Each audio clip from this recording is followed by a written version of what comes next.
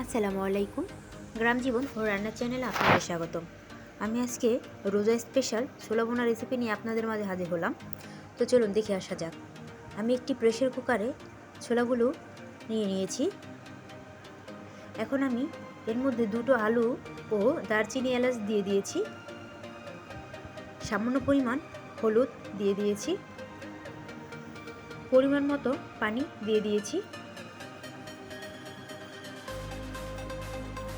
আমি সামান্য লবণ দিয়ে দিয়েছি যেন ছোলাটায় লবণ হয়। এখন আমি বেশ কিছু সিটি দিয়ে নামিয়ে নিয়েছি।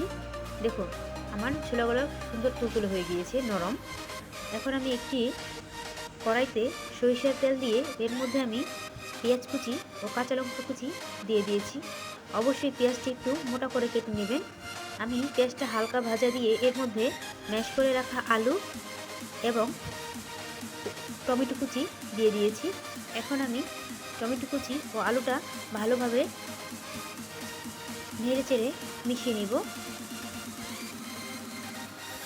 দেখুন আমি এর মধ্যে সয়া সস,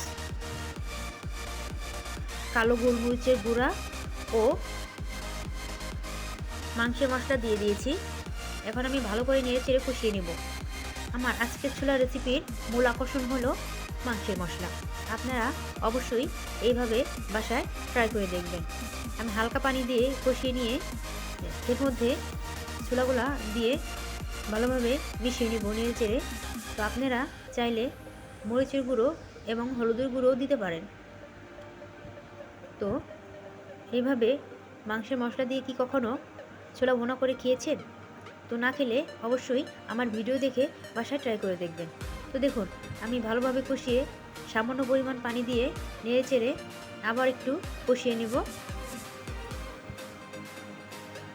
তো বন্ধুরা, আমার ভিডিও যদি ভালো লেগে থাকে অবশ্যই লাইক কমেন্ট করবে এবং বেশি বেশি করে সাবস্ক্রাইব করে দিবে। তো দেখো আমার ছোলা ভুনা হয়ে গিয়েছে। তোমরা অবশ্যই বাসায় এই মাংসের মশলা দিয়ে ছোলা ভুনা করে টেস্ট করে দেখবে। খুবই মজাদার একটি রেসিপি। এইভাবে ছোলা ভুনা করলে মুড়ির সাথে বেশ দারুণ লাগে এবং রোজায় সবার সাথে ইফতার জমে যায়।